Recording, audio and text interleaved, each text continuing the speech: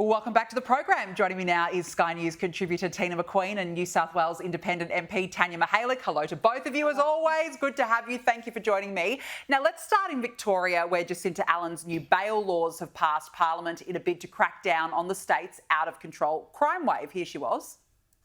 Hi everyone. I just thought I'd jump on here with some breaking news tonight from the Victorian Parliament. We've just passed the tough new bail laws, the toughest in the country. And these laws have consequences for people who break the rules, putting community safety first. Yes, Jacinta Allan with the breaking news alert right there. Teena, it's as if she's only just realised that youth crime is a problem in that state. This is nothing new.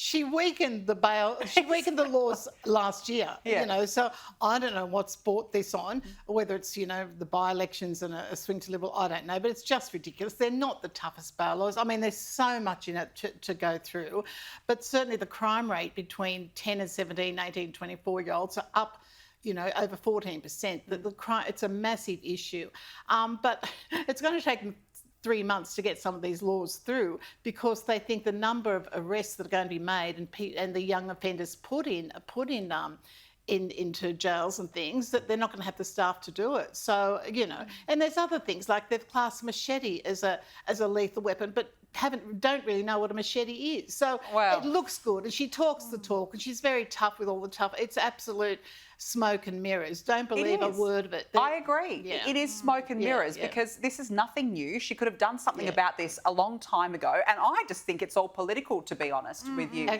Tanya, because look at the latest, the by-elections. There was Werribee. Labor did not perform well in the recent by-elections in Victoria. The polling is down for Jacinta Allan, and suddenly they've got a federal election coming up, and they've got to make it look like they're doing something in Victoria. Do you think it's politically motivated? Oh, of course it is. I mean, every time the polls go south for Labor, they will always turn to law and order suddenly and try and, stage at this, pretense that they're really tough on crime. And I think they know they've got disaffected Labor voters that are turning to the Liberals there in the suburbs of Melbourne, but also in regional Victoria, so they're very concerned.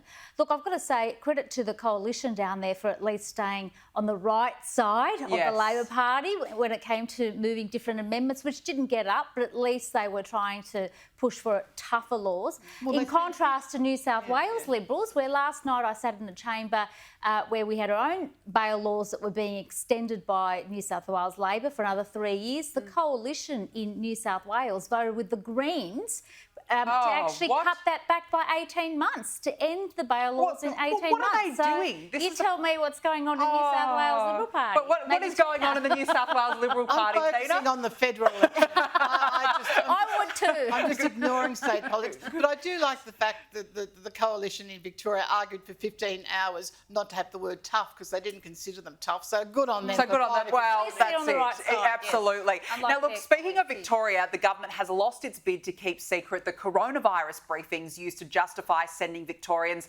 into the world's longest lockdown. So we might soon find out what led to these decisions. Exercise is just that. It's not an opportunity for 7 families to catch up in the park. There will be no removal of masks to consume alcohol outdoors. A whole bunch of people down the Ryback Beach last night who thought the best thing to do was to go and watch the sunset. I'm sure it was a beautiful sunset, but that's not in the spirit or in the letter of these rules. Oh, it just sends shivers up my spine, let me tell you this. Teena, no wonder Labor wanted to keep this quiet. It triggers me. It's triggering. It's scary. Everyone.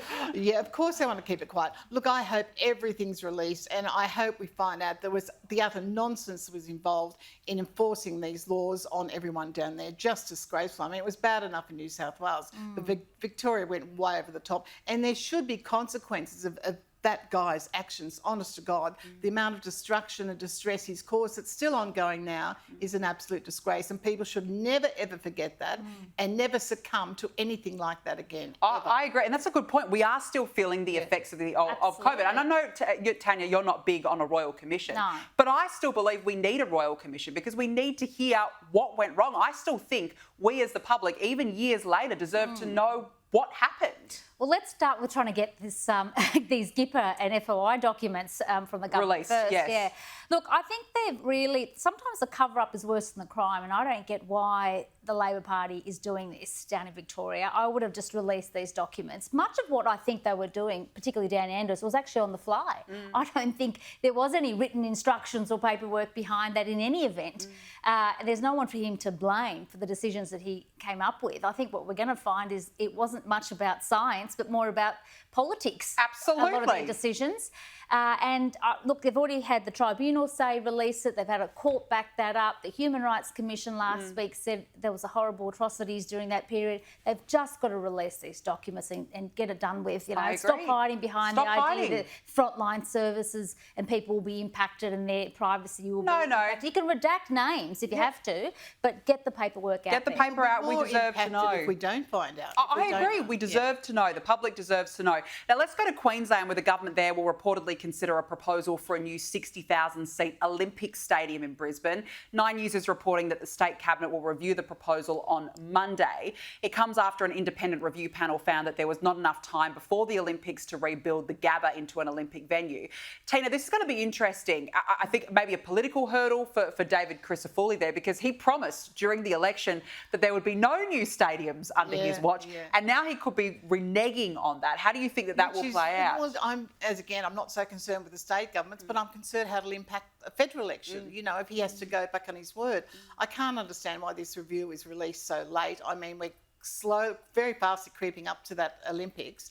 So it's going to be interesting how he manages that. I think cost will be a major factor when it goes before the cabinet. So we'll just wait and see. Well, because the thing is, Olympics are a burden on any economy. Huge burden. And that is something he has to take into effect in general, Tanya. But now to then rebuild a whole stadium, that's a lot of money. Well, look, it looks terrible for him to renege on his pledge that he only did a few months ago. But I've also got to say, look, be careful, because 2000 Sydney Olympics, we built a lot of infrastructure at that time that had become redundant. And a good example of that is the velodrome in Bankstown is a total white elephant, okay?